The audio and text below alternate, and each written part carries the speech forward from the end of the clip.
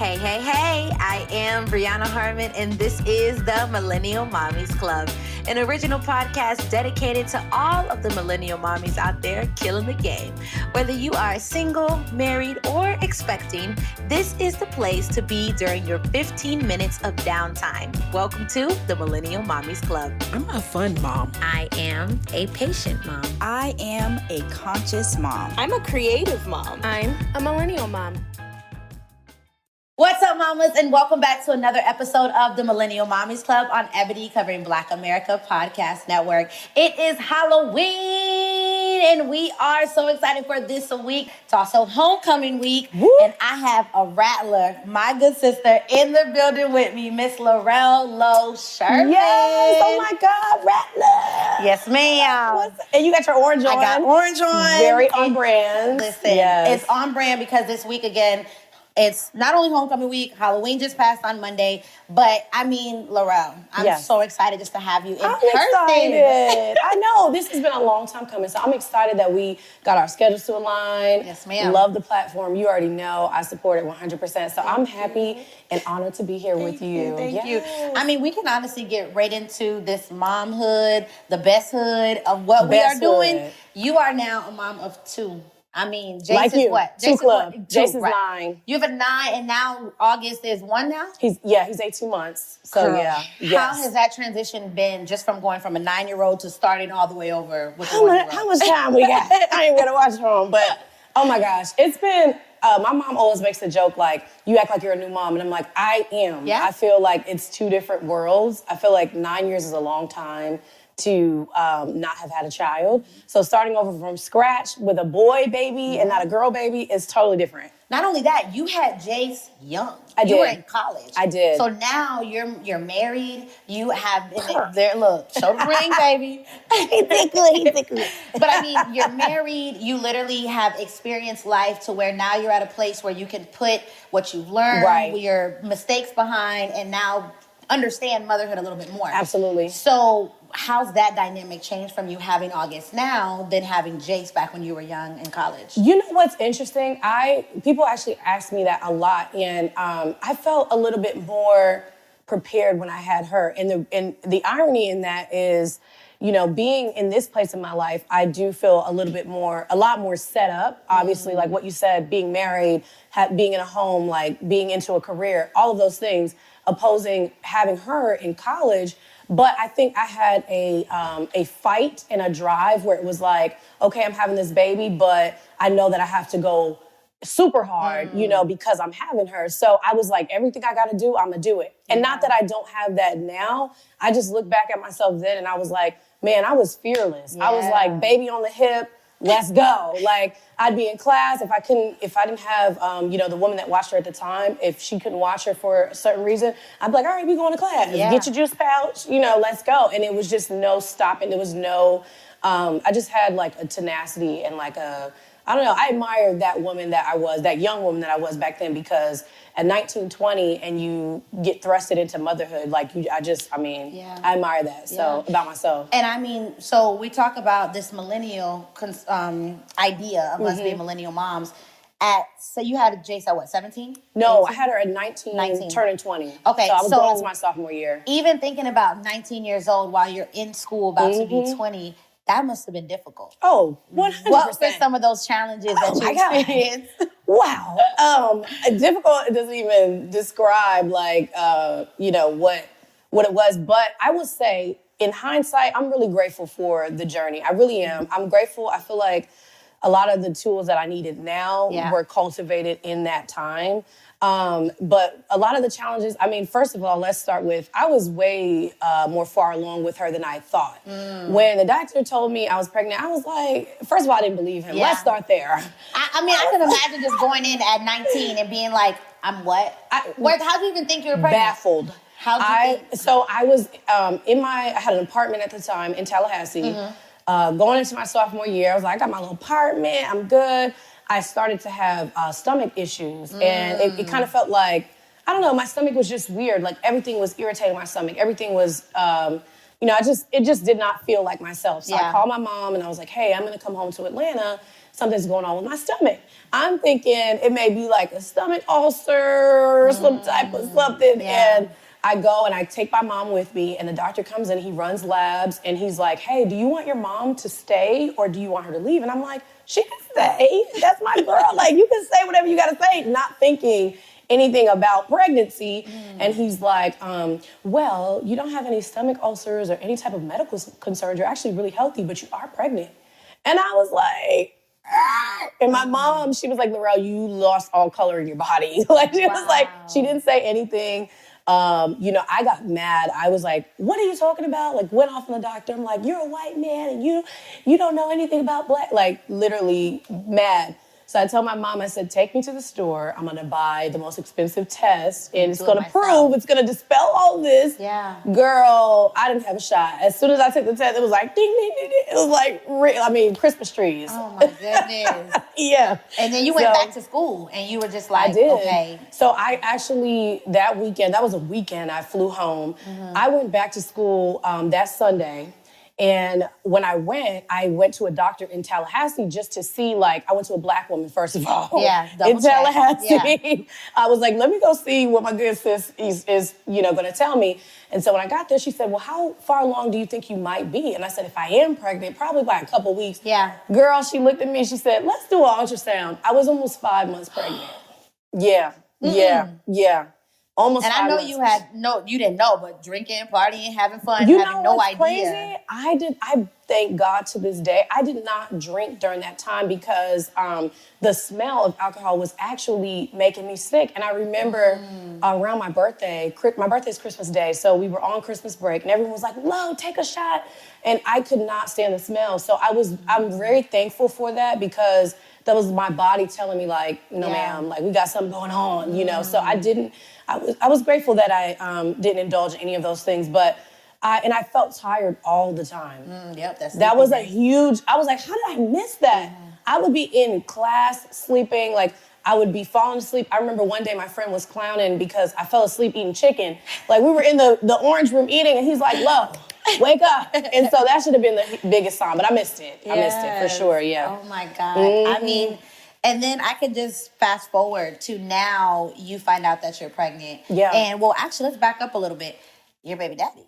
You were right. I gotta go back. Hold on. Because no. This, August is now with your husband. Yeah. But Jace was with your child's father back then. Mm-hmm. Why? What were some of those issues that created the? Well, we were very young. I met him when I was in going to ninth grade. So we met in high school. Dated, whatever kids do in high school. And he went to Morehouse, and then I went to FAM. So I was coming home, seeing him on the weekends and stuff like that. But ultimately, I feel like we were young kids. When I look back on it and I can kind of assess it from where I am today, we were both young kids being dropped with this news that we were having a baby. And so I think now I have a lot more grace for him and for myself, because it's like, how can I look at my challenges as a new mom at 1920 and not see him for his challenges at 1920? So, I get it. And I think there was definitely an identity piece there where we both were kind of like, how do I look at myself? How do I move about the world now that I'm someone's father or mother, and I'm still a college student, and I'm still young, and I'm still trying to live, but now I have a person that I'm responsible for. So I can give him a lot of grace in just the challenges that we may have had during that time. But today we're in a phenomenal place as parents, as, co-parents. And I'm really grateful for that. Yeah. You know what I mean? Like, all of that stuff in our youth is really like water under the bridge for me, So did it take time to get to where you guys are now? I know my co-parenting situation, we're still kind of in those bumpy patches. Yeah. A lot of moms will say that there's the envious, there's the, like, I hate you, there's the pettiness, there's the fighting. What got you through those times? Flashback. No. You know what? I'm really grateful for my parents. I'm really grateful that my parents they really were the middle people in our situation. Like, they were really like the voice of reason all the time, you know? And my dad specifically was always like, no matter what's going on between you two, make sure you do right by your daughter. Yeah. Make sure that when you are making decisions that you can like look at yourself in the mirror and say, I did my best to make sure that they had a good relationship and that she had a relationship with his family.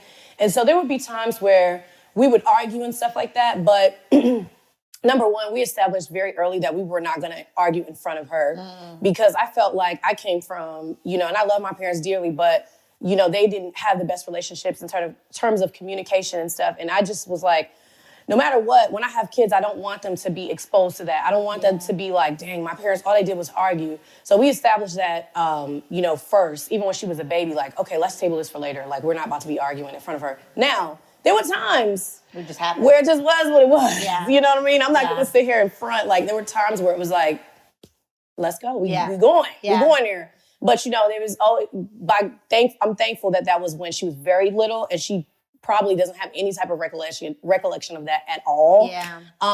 But yeah, it did take a lot of time to get where we are. But I think it takes both people wanting to get to this place of peace. That's the key. You have to have both people that are like, you know what? How do we get to peace? What do we need to do to get there? Yeah. And make those changes. Because for me, I felt like once I was done with the actual relationship part of it, I was done.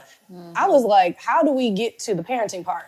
Because the feelings are no longer there. And I think a lot of times when kids are involved in breakups and stuff, it's the feelings that causes the anger, causes the, you know, everything that you mentioned. It's the feelings. Yeah. Because I still want to be with you. Yeah. You might still want to be with me. Or you're cheating, or, you know, and now it's like, wow, like you don't want to be with me, but now you're cheating. It's just so many different aspects that it's like, my feelings are essentially hurt. At the root of it, my feelings are hurt. Yeah. And I think for me, once my feelings were no longer hurt and it was like, I'm good, I wanted to move into the aspect of how do we parent. Mm-hmm. And so I think getting to that point was essential for both of us, you know. And I just want to say, too, he's a phenomenal dad. I mean, phenomenal. And even with him being in the Navy, he was here this weekend and had her. After she got finished with the flu, he was like, I'm about to come get her, spend time with her and stuff. So he makes the time in his schedule to be with his daughter, and I will always appreciate that. Yeah. And sure. I mean, I could say the same for mine. It's one of those things where you are a great dad. Correct. We might have difficulties as co-parents, and you may not be the strongest co-parent, right? But you are a great father, and I will give you that credit. And I just think for parents that are co-parenting and trying to navigate that situation, what advice do you give to them in the beginning stages? That's good. Trying to figure it out. I think one of the biggest things is having direct conversations with that person, with each other. I think sometimes, like, you have people that are communicating through the mom, through the dad. Like, my mama said you could drop him off at her house. No. Y'all need to sit down and talk and really kind of establish, like, what do we want to agree on here? And I'll give you an example. When I was dating my husband, when I met my husband and things started to get, like, serious, I had a conversation with her dad. I'm like, hey, I have this man in my life, and he's been around Jace. You know, I want you to meet him. I want you to, like, see who he is so you can be like, okay, this is the man that's in my daughter's life. A lot of times people do not render that kind of respect to the other person. It's kind of like, well, this is my girl, so, she come around. Get with it. And, you know, I'm not going to sit here and say that there weren't rifts in that, because there were. But I think ultimately, if you kind of establish that respect, like, hey, I respect you. I respect that you love your daughter. I respect that we had her together, and I'm letting you know that things are getting serious with me and this person, and this is who he is. I think there's a lot of pride that people have where it's like, I ain't got to tell him nothing because he don't run my life, and, you know, or I ain't got to tell her nothing. Like, get out of that. Like, listen, you have a baby with this person. Just give them the respect. And there were a lot of times where, you know, I didn't necessarily feel respected. You know, I didn't necessarily feel like, dang, like, you got respect for me. But I wanted myself to be good. Do it for you. Don't do it because whether they're doing it or not. Do it for you. Because there were times where he would be like, well, I don't want to meet him. I'm like, okay, well, I extended the opportunity, you know, and eventually we got to a place where we were all having these conversations. But again, at least extend the opportunity so that you know that you did the right thing. Yeah. You know, and I will say that there were some missteps that I had, like in terms of when my husband and I, he was living somewhere, I spent the night there with my daughter, for example, and that was like, and I'm just being transparent, that was a point of contention for her father. Like, I've never met this man, and you guys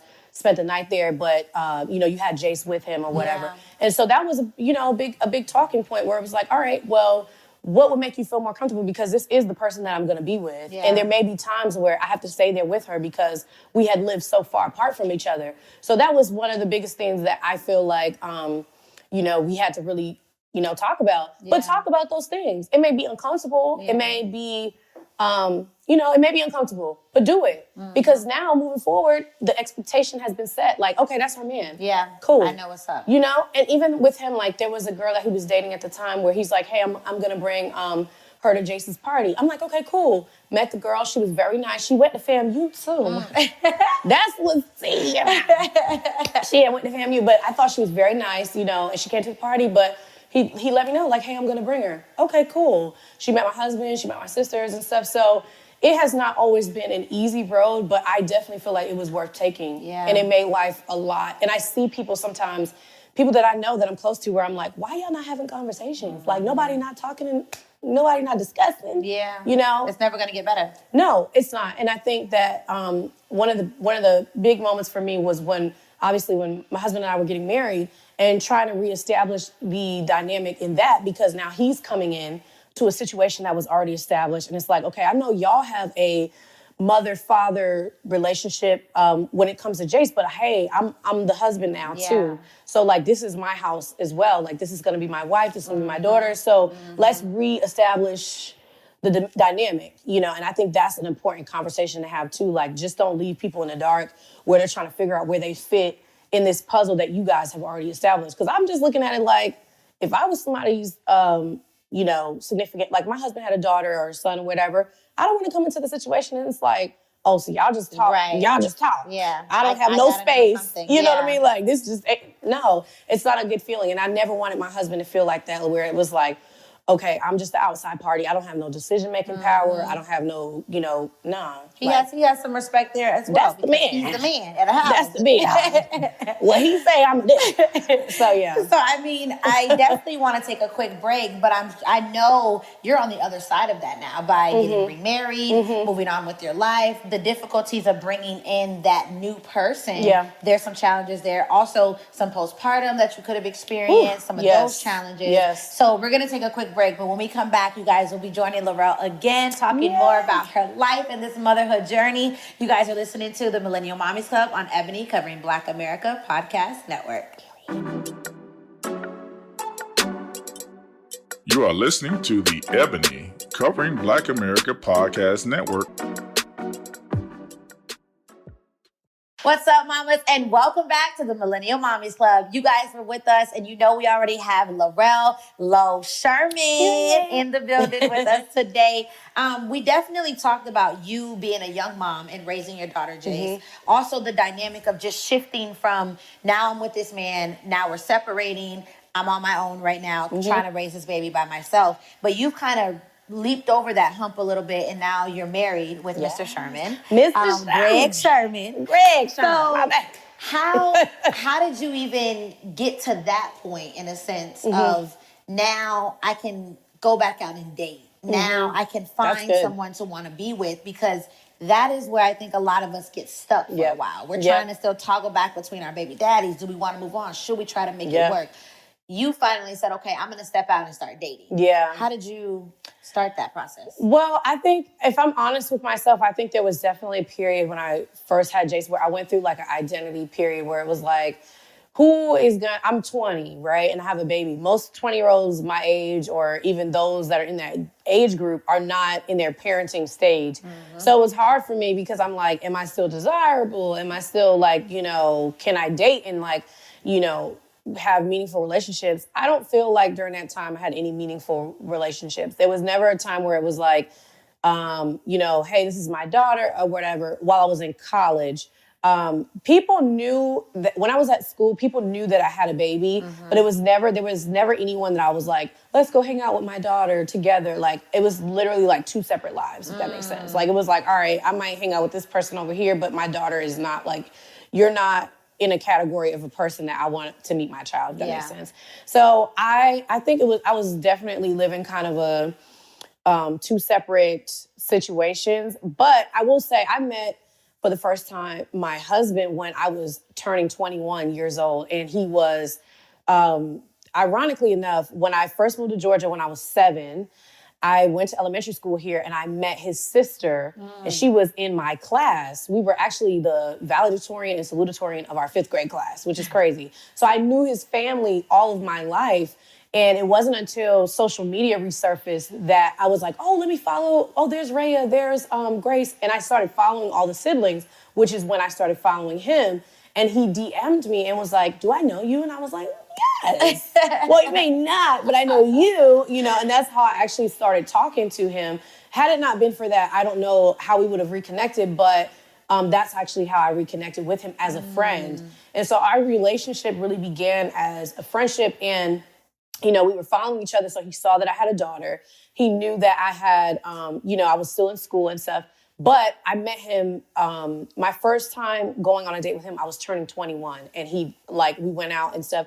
And I remember just talking with him and stuff like that. And I was like, man, like, something is different about this. Yeah. Like, something about this is very, very different. And it doesn't even feel, like, different in a way where I feel like we immediately have to be into a relationship or into something. Yeah. But I knew in my heart, like, I'm going to see him again. But that's what I was going to stop you and ask really quick. Did you have an intention to say, I wanted to move on? I was looking for somebody. I wanted a relationship. Got you.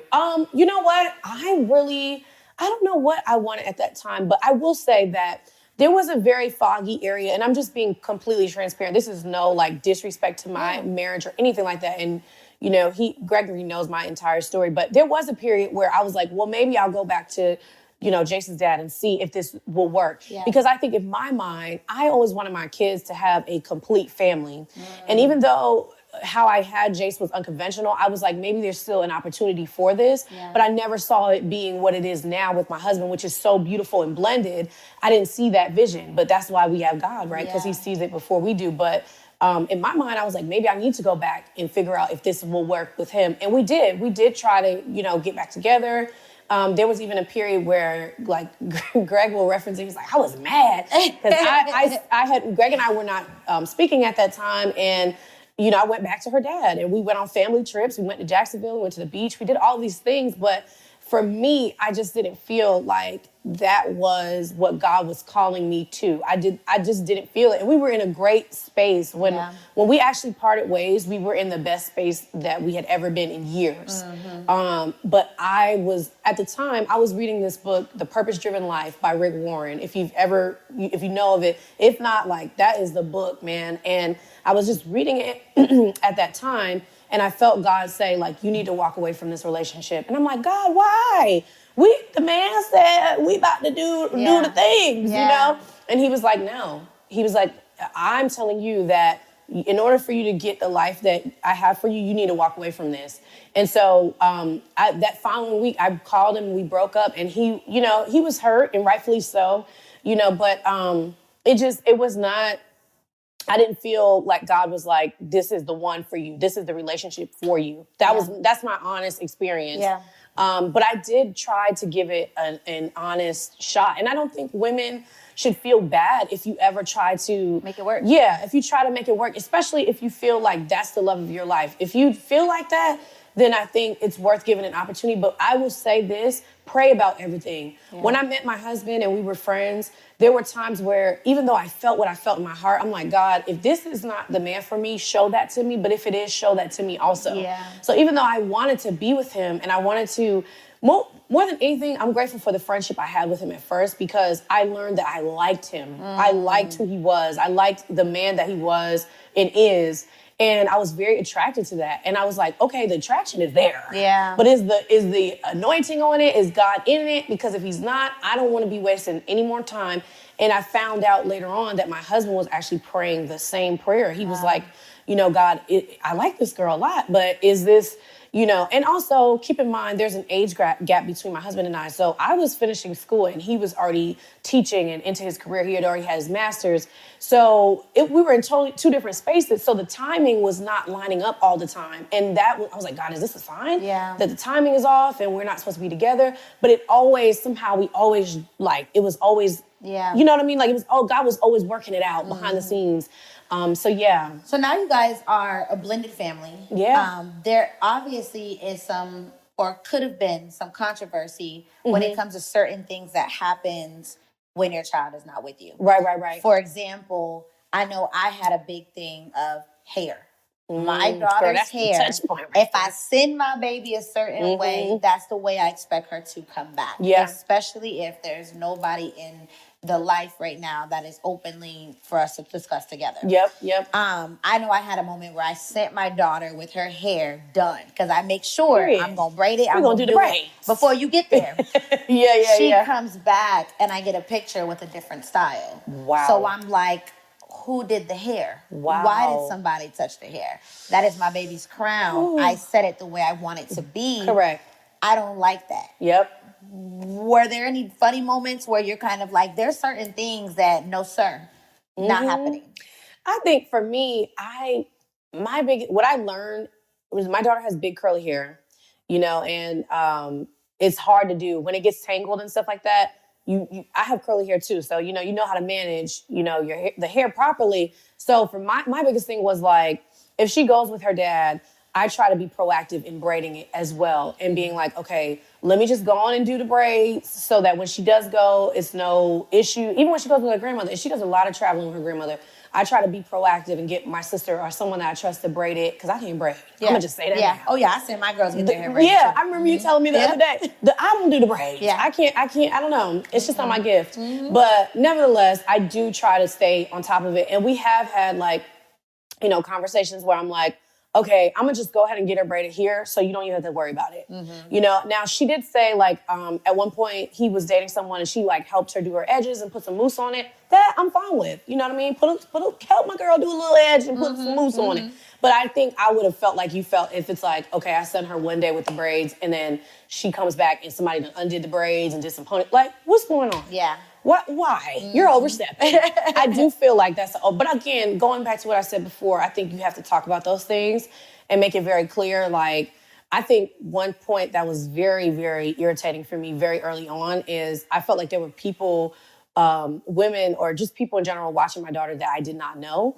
And I think we didn't agree on that part of it. He's like, well, I know them. So, and I felt, I just didn't like it. And if I'm being honest, it was at a point where my feelings were still attached to the situation. So it's like, okay, so I'm in my feelings already, and now you got people watching my kid that I don't know. And I would say not only just watching around. Correct. I most definitely been in my feelings, to some extent where, no, I just don't want that happening. And it could be just a friend, but I just don't want it happening because I don't know that dynamic. I don't truly trust that dynamic. So that's why I kind of go back and forth on. But now you've had two kids, experience them at two totally different times. Yes. Did you have any postpartum, any places where Lorelle was like, who am I? Absolutely. What do I need to do right now to get myself back up? I think two different things. So when I had Jace, I think the biggest part for me was not necessarily postpartum. I think it was heartbreak. I think the heartbreak was greater. If there was some postpartum there, it definitely did not compare to the heartbreak. I feel when I look back, I was really, really skinny. I was really, really the heartbreak was up here for me. Having my son and being in a loving marriage and having the support, it was the opposite. I feel like the postpartum was, substantial. It actually caught me off guard because I wasn't prepared to feel that way. I don't think anyone ever is. But I was incredibly postpartum. I remember one day texting my best friend Mia, and I was like, hey, what are you doing today? Can you just come to my house? Because I'm really struggling to get out the bed, And I never really talk about it a lot. But there were so many different things surrounding the pregnancy that just made recovering so hard. Yeah. Like even giving birth to August, you know, I was rehospitalized a week later. I had heart failure, which was scary. I had fluid in my lungs, which was scary. So, yeah. Wow, I'm tearing up. I was gonna say, it seems like it's getting like a touchy moment, because I can only imagine. It was a lot. I think that women, we go through so much, and we feel the responsibility to just keep going. We feel the responsibility to be like, especially if you're like us, where it's like, I'm a go-getter, I'm about my business, I'm about my dreams, my goals, and this catches you off guard, and you're like, man, this put such a pause on me. But I think it's important to pause so that you can get well. Yeah. And I think that was important for me. I think it also was, I lost my father in 2019, which I've talked about on my socials, just very open about. It devastated me. So 2 years later to have a baby, and it was just so many emotions I was processing. Like, my dad would never meet my son. He met my daughter. You know, I had him during that time. So just looking at my son and being like, oh, wow, like, my dad will never know him. How do I impart in him the things that my dad gave to me so that he can know, hey, you had a grandfather who was dope. You know, it was just so many emotions to process. And then being in that hormonal state, it was hard to process all of that at one time. Like, and just physically I gained so much weight in this pregnancy, like so much, you know, and when you're not 19, 20 anymore, when you about 27, 28, yeah, and that weight hits you, you be like, what's going on with the weight? I can't regulate the weight. Yeah. So I think it was a lot. And me and my sister, we had babies pretty close together. And so we often talk about that, like, man, it's hard to lose the weight sometimes, where you see a culture of like women just snapping back and stuff. I'm like, girl, I'm not a snapback girl.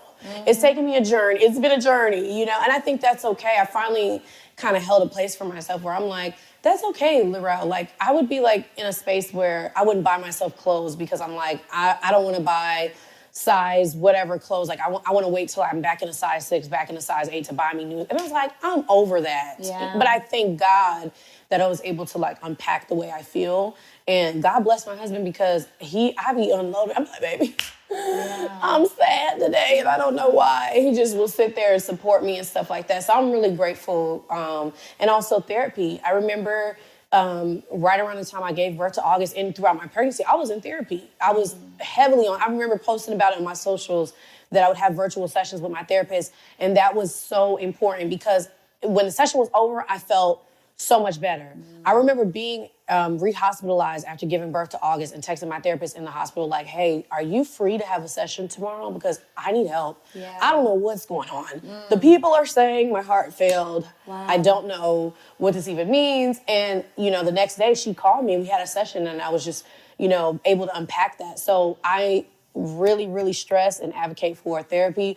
Black Girls, therapyforblackgirls.com. They have like a slew of therapists that are Black women that you can kind of check out, see if it works for you. I found mine through my job, and it was a Black woman, and I felt very comfortable, you know, discussing what I was going through and stuff like that. So even grief, I was in grief therapy. Wow. When my dad passed away, I was like, nah, I need help. I can only imagine. That's you know, I'm thankful to still have both of my parents, but I know losing a parent and then also bringing in a child a couple of years later is a difficult state. Yeah. And so I asked, what pulls you up?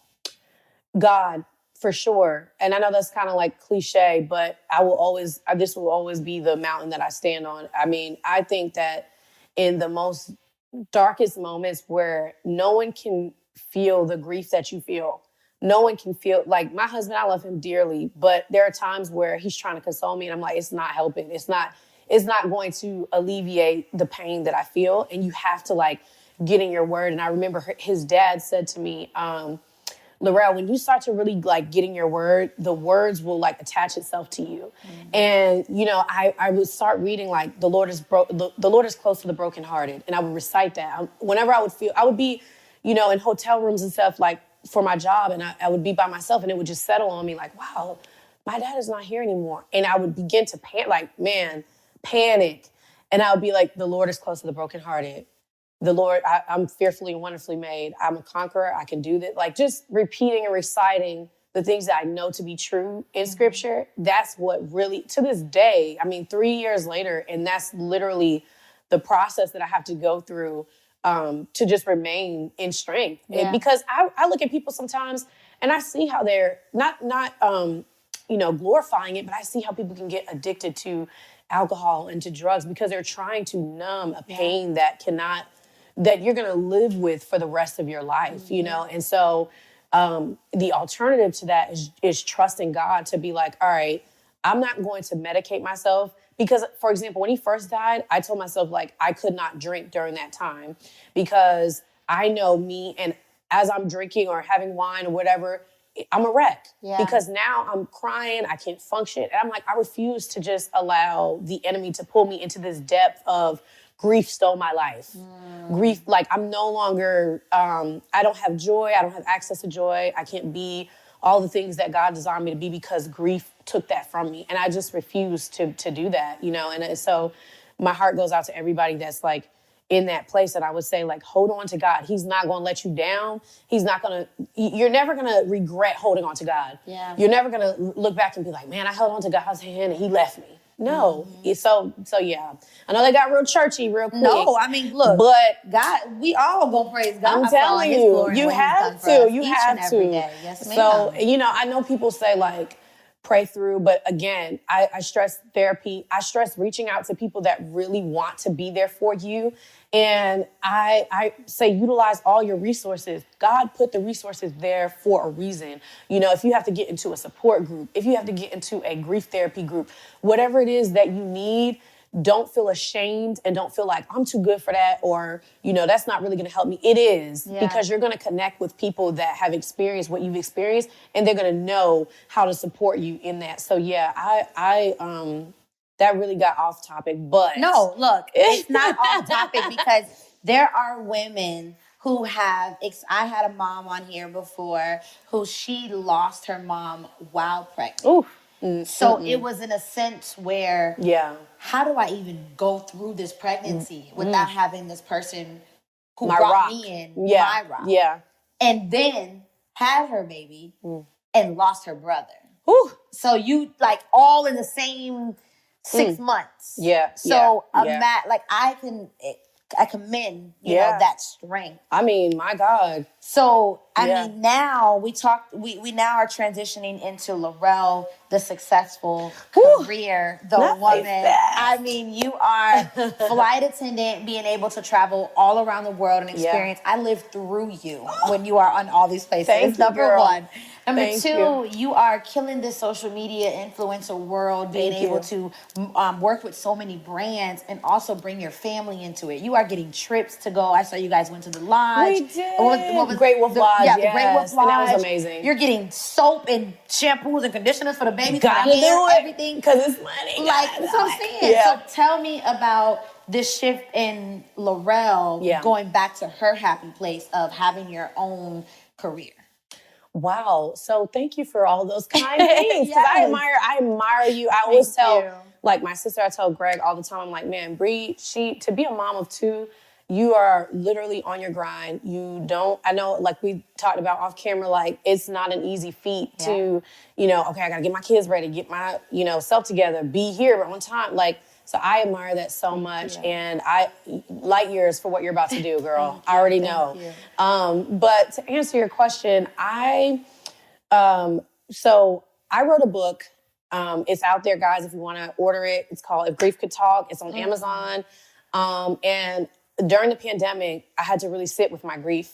And I wrote that book because I just wanted to, writing is my first love. I started as a broadcast journalism major at FAMU, and I later changed to public relations because I love both, honestly, but, I just entered the public relations field and I loved it. But nevertheless, I wrote this book because I wanted to get everything out of my soul that was holding me back. Everything that I felt, the pain that I felt, the grief that I felt, I'm like, let me write it down. Let me give it to the world for whoever needs it so I can move forward. And I think that was the most healing thing that I did for myself. And it actually like set me free in a way, and I still read the book sometimes. Like if I'm having a low day or low moment, I read it. That was healing that and laying that down was the start of me re-accessing joy and being like, all right, now I can like live my life with my husband. You know, I lost my dad in 2019. I got married in 2020, had my son in 2021. So it was just like an upward, you know, climb toward happiness and toward the things that I wanted. And in terms of my career, I started flying in 2017. Okay. And I actually just got into it because I graduated, and, you know, when you work in the media field, there's not many high-paying jobs. And everywhere that I was, we need to highlight that, because, child, what's going on with that? Listen, whew. It's almost as if, like, you are chasing a check every day. Oh, my God. Chasing the goal every day. Or everyone wants you to work for free. Yep. You know, hey, come host this, come do this, but it's free. And it's like, I had a child. So it's like, I can't go work in an agency. I had interviewed with so many agencies, but the pay was like $25K a year, or $30K a year. And I'm like, I'm not doing that. So one of my good friends, shout out to her, Chanel, she was already flying for Delta, or for the company I work for. And Chanel was already flying, and she called me. She said, Lo, I know you said you were interested in flying. We're actually hiring. I think you should put in an application. And so that kind of catapulted me into flying. And I've been there since 2017. Loved it. I used to be in Boston for 2 years. Now I'm here in Atlanta, based here in Atlanta. And I feel very blessed to have gone places that, like, I just got in from Greece last night. Athens, Greece. Had no idea I was going there. And I'm grateful for the opportunities. But my true love is media, which, you know, God opened up doors for social media to be the platform where I'm able to, like, be myself, share about my life. And honestly, people are always like, how did you get into the influencer space? I just am myself. Yeah. I'm sharing good, bad, ugly. I'm sharing me, the things that I feel like are on my heart that help others. And that really, I mean, honestly, when I started flying, people were like, oh my God, you're flying? They'd never seen a mom fly. At the time, I was a single mom. They're like, hey, how are you flying with your daughter? Who's watching her? Like, and I'm happy to share it, because if you want to do it, I didn't have the resources for someone to say, hey, I'm a single mom, you know, but I bid these trips, and I only do 2-day trips so that my mom can have her these 2 days or whatever. So I was just willing to offer, like, as much information that I had, you know, and take people along on the journey. And so that just started my influencing journey. But I would say in 2020, during the pandemic, you know, everything kind of calmed down. I stopped flying during that time, obviously, because, you know, the flights were cut and all of that. So they asked us to take leave. And I think during that time is when I was able to, like, focus more on the media aspect and really working with brands, pitching to brands. My public relations experience helped me to be able to pitch to brands and say, hey, I had this idea to work with you guys, or, like, my daughter loves these products. What if we did a campaign or whatever? Yeah. So when people are like, how did you get these opportunities? Sometimes I'm blessed enough where they'll reach out to me. Yeah. But other times, like, you really have to get out there. If you don't have representation, which I don't have an agency or anything like that, it's me putting together the deck, putting together everything, and pitching directly to the brands. And so I'm excited because I have some things in mind and some people that I'd love to work with. So I think this is just the beginning. I know this is just the beginning of, like, what I'll be able to do in that space. But ultimately, media and everything that surrounds media, whether it's public relations, you know, broadcasting, I think social media does a great job of allowing us to use those skills to, you know, bring our brand to life. And the best part about it is you can be you. Yep. You don't have to front. You don't have, nobody has the rights to my brand. Yeah. You know, it's not like, okay, I'm at this job and I gotta be do. No, it's your brand and whatever you're creating and putting out there, whether it's fashion, whether it's whatever, you know, whatever your thing is. And for me, I hate when people are like, get a niche, and niche down. You can have my niche is, I'm a mom. I also fly. I'm also, you know, a wife. I'm at, I'm telling you. I like all the things. I like makeup. Like, so I'm not gonna just put myself in a box and say, oh, I'm only gonna share this part. No, all of it is me. All of it is, like, some days I'm flying. Like yesterday, my stories were all about Greece. Now I'm back home and I got a parent-teacher conference at 4:30 today. So that's the reality. And so every part of that, I'm going to, you know, authentically share that. So, And one thing I truly love about you doing that is the fact that you're willing to give back.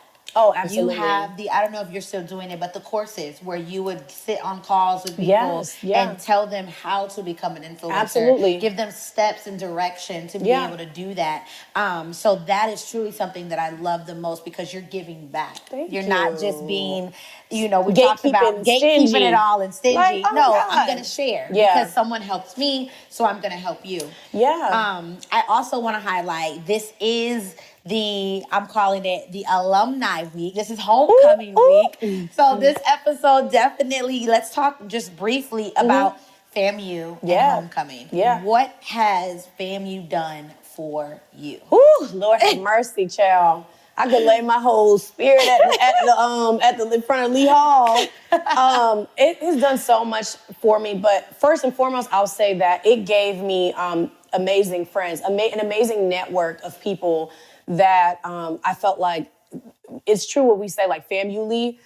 I feel like I have FAMU everywhere I go. I remember me and my husband, we went to St. Thomas and we're in the water just clowning, and we see another group of Black people over there on vacation, and the husband and wife went to FAMU all the way in St. Thomas. And I'm like, oh, we're cutting up. And I feel like no matter where you go in the world, like you said, as a flight attendant, I've gone all over, and I always meet people that come on the plane. They got FAMU clothes. A guy in the airport yesterday had a Rattla shirt. I was like, oh, Rattla. So I think that has been a blessing. And of course, going back to having my daughter during that time, the people in my life were, if you could tell me that this would have been my network, this would have been my home, my fam. I went down to FAM with my daughter on my own. It wasn't like my mom was like, oh, I'm going to go move to Tallahassee and be there with you. Yeah. All I had was my friends. So I'm very, very thankful for that. I'm also thankful for the professors that I had there, Dr. Grable, Professor Johnson, J School. Yes. Oh my God, I remember Professor Grable. One of the things that I loved about her was she was just so articulate and so sure of herself as a Black woman, as a intellectual. Like she was just like, listen, if you write well, you speak well, you read well, you can go anywhere. And that was something and I still aspire to be like that, where, you can just walk into any room and know how to speak and relate to different people. And so I remember her pulling me aside one day, and she was like, me and this other girl who I went to high school with, and she's like, you guys are the best writers I have in my class. Wow. You guys write really well. And ironically, me and the other girl, we went to high school together. So we had the same kind of writing training. And she's like, you write exceptionally. Wow. You just continue to tweak these things and whatnot. So just having those teachers that care about you. And it's not like you're another number in a class, but being like, yo, I read your paper and it was phenomenal. And, whatever. Or being able to dissect different shows like Friends and how Friends never had a... Oh Johnson's my God. To make you really be like... I was thinking dang, Friends didn't have no Black folks on there. It just brought so many different things to light. So definitely the friendships, definitely the professors, the dynamic of how we're just unlike any other school. Even other HBCUs, which we love, that's our, but our brothers and sisters. Yeah, our cousins. Our school is just unlike anybody else. And my husband, we always joke because he's like, man, I wish I would have went to FAM. I wish I would have went there, because he went to University of West Georgia, but he didn't have the HBCU experience.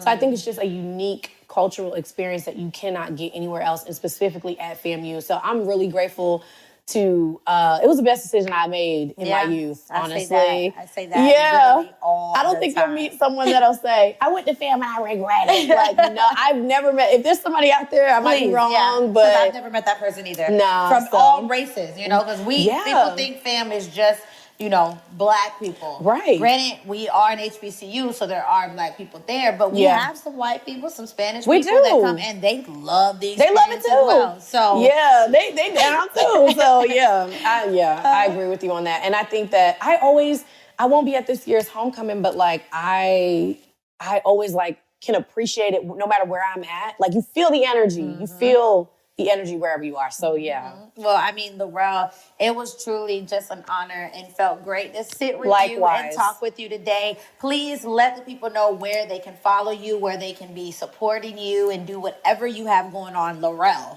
where can they find you at? Well, if you are looking to find me, you can find me on Instagram at justlo.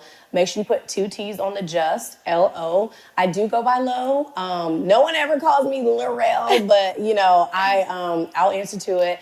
And also you can find me on Twitter at justlo, 2 T's on the just. I'm on TikTok at Lorelle Sherman. And yeah, you can keep up with my journey there. If you want to buy my book that I talked about earlier, If Grief Could Talk, you can find that on Amazon. I hope it blesses you. I hope you sow it into someone else's life. Yeah, send me a message. Let us know how you like the episode. I look forward to connecting with you guys. Happy homecoming week to the Rattler. Yay!